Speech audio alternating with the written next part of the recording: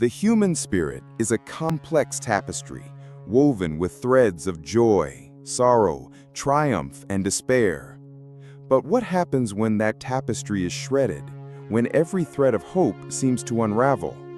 What defines us then? Can meaning be found amidst absolute desolation? In the annals of human resilience, few figures stand as tall as Viktor Frankl, a man who stared into the abyss of unimaginable suffering and emerged with a message of profound hope.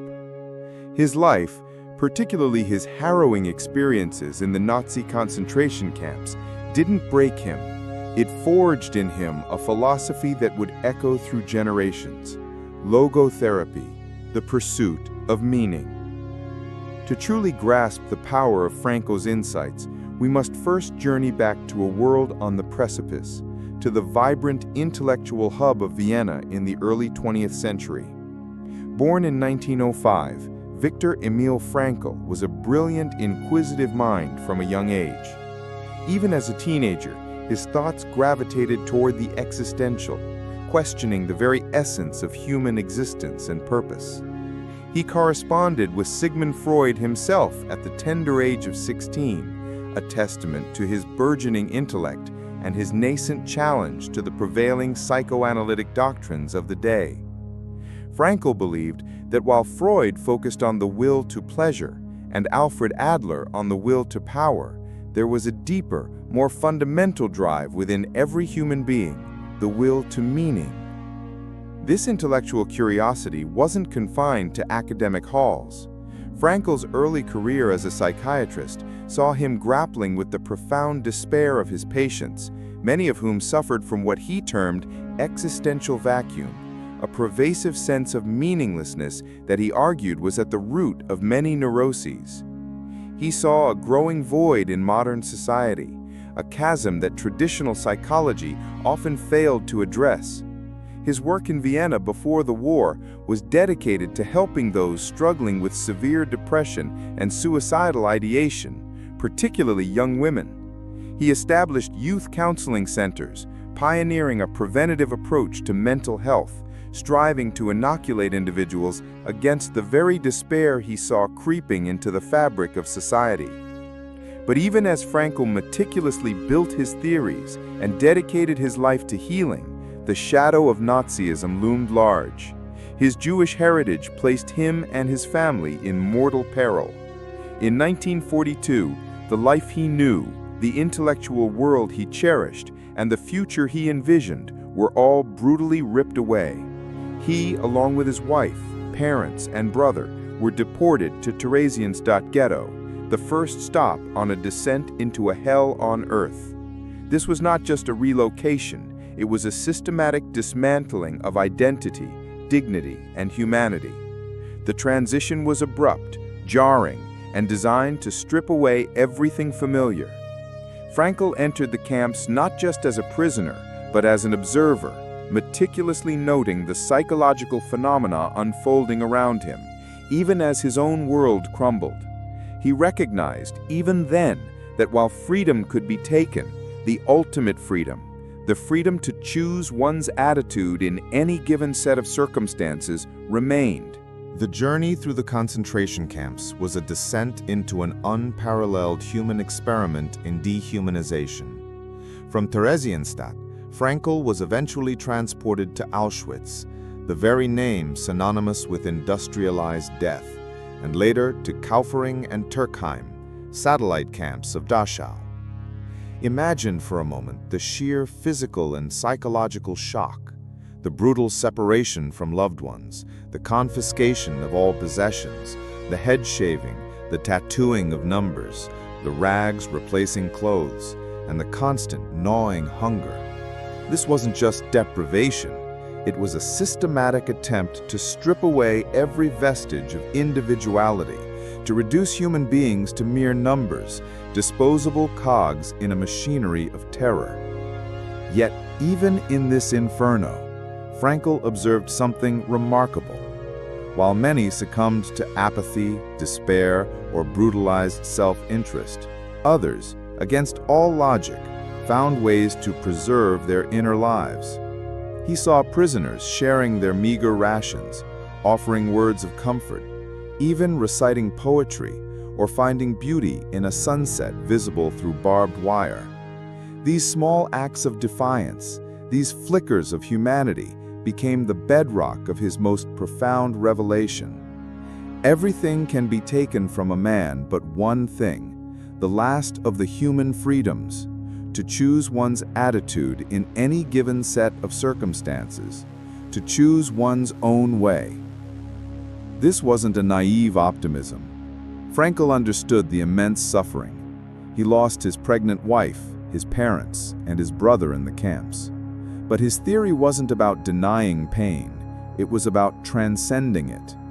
He recognized that those who had a why to live, those who clung to a purpose beyond mere survival, be it a loved one, an unfinished work, or a belief in God, were the ones most likely to endure. He himself clung to the idea of rewriting his manuscript Ärztliche Seelsorge, Pastoral Medicine, which he had managed to smuggle into Auschwitz only to have it confiscated. He would mentally reconstruct it, piece by agonizing piece, a testament to his indomitable will to meaning. His observations in the camps led him to identify three primary ways we can discover meaning. First, through creating a work or doing a deed. Second, through experiencing something or encountering someone, such as love, art, or nature. And third, and perhaps most profoundly, by the attitude we take toward unavoidable suffering. This last point was honed in the crucible of the camps. Frankl witnessed that even when faced with suffering that could not be avoided, illness, loss, or the sheer horror of their surroundings, some individuals chose to face it with courage, dignity, and even a form of self-sacrifice. They found meaning not in avoiding suffering, but in the stand they took in its face. The liberation of the camps in 1945 brought an end to an unspeakable nightmare. But for survivors like Frankl, it marked the beginning of a different kind of struggle, the immense task of re-entry into a world irrevocably changed. He was one of the few from his immediate family to survive, a heavy burden to carry. His return to Vienna was not triumphant. It was tinged with profound grief and the eerie silence of absence. Yet, even in this profound loss, Frankl saw a new purpose: to share the insights gleaned from the depths of human suffering, to transform his personal tragedy into a universal message of hope and meaning. Within a mere 9 days after his liberation, driven by an almost superhuman resolve, Frankl dictated the manuscript that would become his most famous work, Man's Search for Meaning. Originally titled Trotzdem Ja sagen zum Leben, Saying Yes to Life in Spite of Everything, the book is not merely a memoir of the Holocaust. It is a powerful testament to the human spirit's capacity to find purpose even in the most extreme conditions. It became an international bestseller, translated into dozens of languages, resonating deeply with millions who recognized the universal quest for meaning, even if their suffering was of a different nature. Frankl's post-war life was dedicated to developing and disseminating logotherapy. He held professorships at the University of Vienna and later at the United States International University in California, lecturing extensively around the globe. He continued to write, producing over 30 books, each one further exploring the nuances of his philosophy. He argued passionately against what he termed nihilism, the belief that life is inherently meaningless, seeing it as a root cause of despair and mental illness in modern society. For Frankl, life's meaning is not something we invent or impose. It is something we discover. It is waiting to be found in every moment, in every situation, no matter how dire. He emphasized that meaning is unique to each individual and each moment. It could be found in a person's work, in their relationships, in their response to suffering, or even in a single fleeting encounter. The key was to shift from asking, "What can I expect from life?" to "What does life expect from me?" This profound shift in perspective empowers individuals to recognize their responsibility to life, to answer its demands, and thereby find their unique purpose. Frankl's work offered a stark contrast to the deterministic views of human nature prevalent in some psychological schools, asserting instead that humans possess an inherent freedom and the capacity for self-transcendence. Frankl's work offers a profound antidote to the widespread feeling of existential frustration prevalent in modern society. In an age of unprecedented material comfort and technological advancement, many still grapple with a nagging sense of emptiness, a lack of purpose. Frankl would argue that this isn't a sign of mental illness in the traditional sense, but rather a manifestation of the existential vacuum, a void created when people lose their sense of meaning and responsibility. He saw this not as a pathology, but as a challenge, an invitation to embark on a journey of self-discovery and meaning-making. Consider the common struggle with anxiety and depression today. While these conditions have complex origins, Frankl's insights suggest that a significant component can be attributed to a loss of direction, a feeling of being adrift in a world that often seems chaotic and meaningless. When individuals feel they have nothing to live for or no unique contribution to make, the spirit can wane. Logotherapy, therefore, doesn't primarily focus on delving into past traumas or unconscious drives, but rather on helping individuals discover or rediscover their will to meaning in the present and for the future. One of Frankl's most powerful concepts is self-transcendence. He believed that human beings are not primarily driven by self-actualization, but by reaching beyond themselves, by dedicating themselves to a cause greater than themselves, or by loving another person. When we focus solely on ourselves, he argued, we risk falling into a trap of self-absorption and neurosis. True fulfillment, paradoxically, comes from forgetting ourselves in the service of something else. This could be anything from pursuing a scientific discovery, raising a family, contributing to a community, or fighting for a social cause. The act of giving oneself to something external provides a profound sense of purpose and meaning. This principle of self-transcendence is incredibly relevant in our often individualistic society. We are constantly bombarded with messages about personal achievement and self-fulfillment. While these are not inherently negative, Frankl would caution against them becoming the sole focus. Instead, he would invite us to look outward, to consider how we can contribute, how we can connect, and how we can find purpose in serving something beyond our immediate desires. It's about shifting from the question, "What's in it for me?" to "What can I give?" Another key aspect of logotherapy is its emphasis on responsibility. Frankl argued that freedom, without responsibility, can lead to a state of existential angst. We're not merely puppets of fate or victims of circumstance. We have the freedom to choose our attitudes and our actions. And with that freedom comes the profound responsibility for those choices. Recognizing this responsibility is crucial for finding meaning. When we understand that life is constantly posing questions to us, and that we're the ones who must answer through our actions and attitudes, we move from a passive recipient of fate to an active shaper of our own destiny.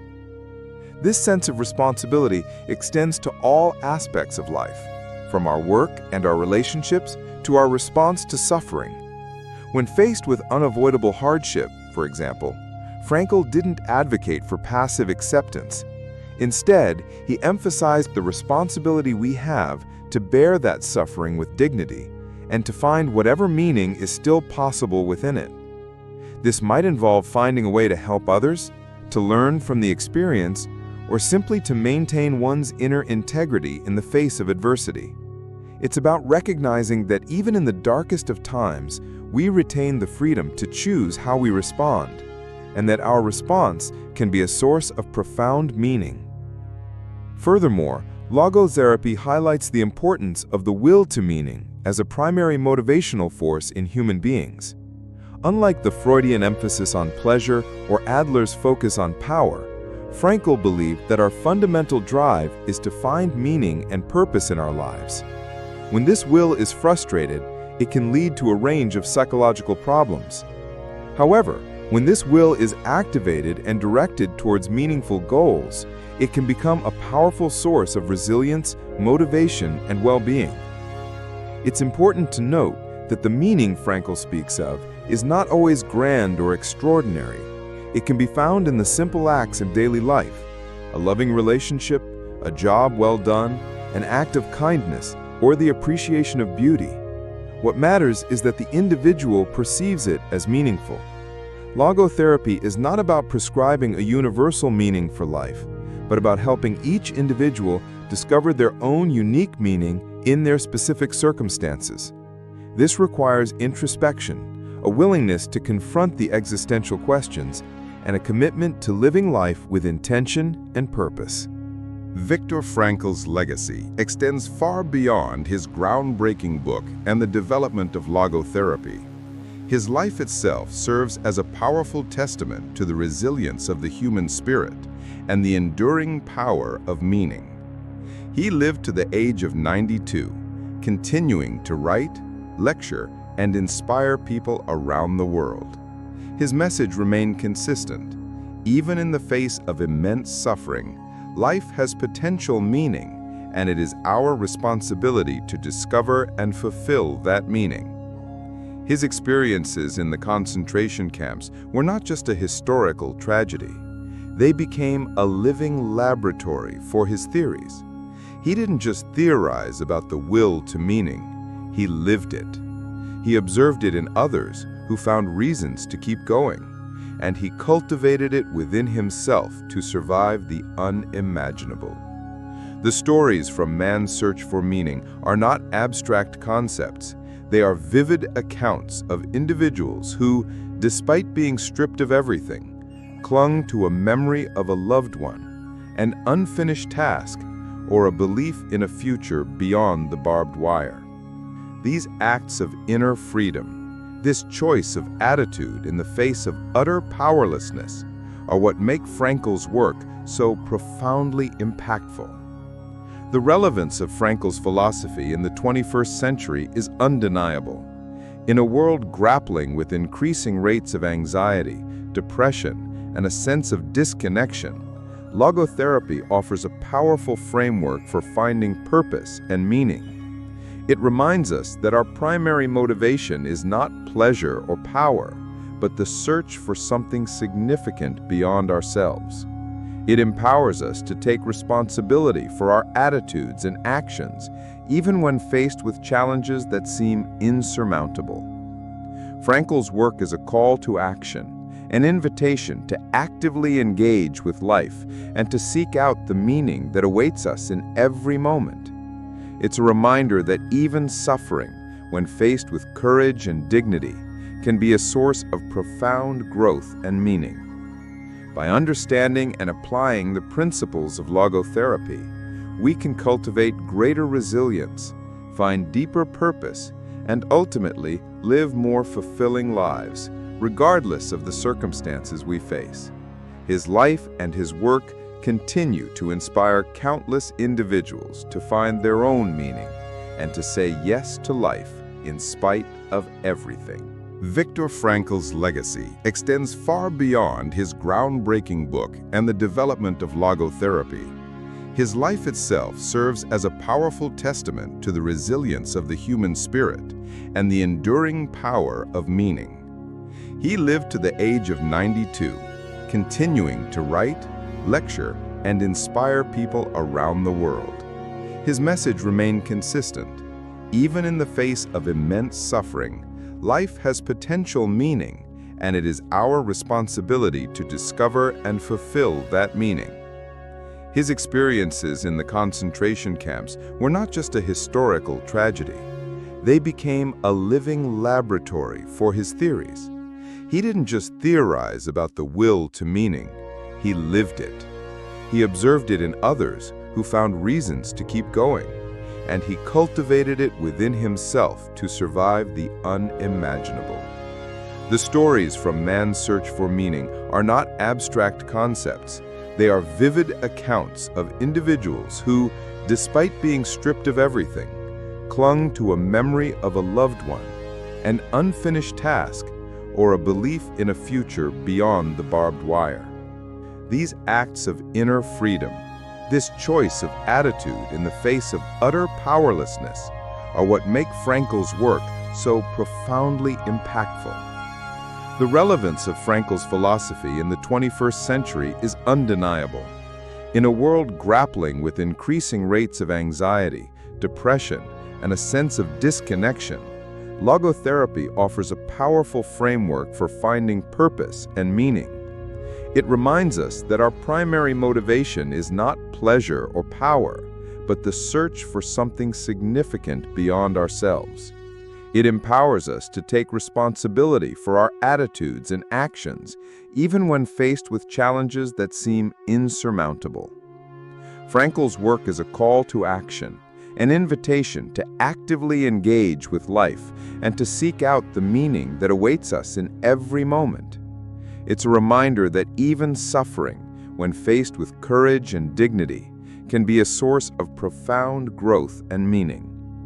By understanding and applying the principles of logotherapy, we can cultivate greater resilience, find deeper purpose, and ultimately live more fulfilling lives, regardless of the circumstances we face. His life and his work continue to inspire countless individuals to find their own meaning and to say yes to life in spite of everything.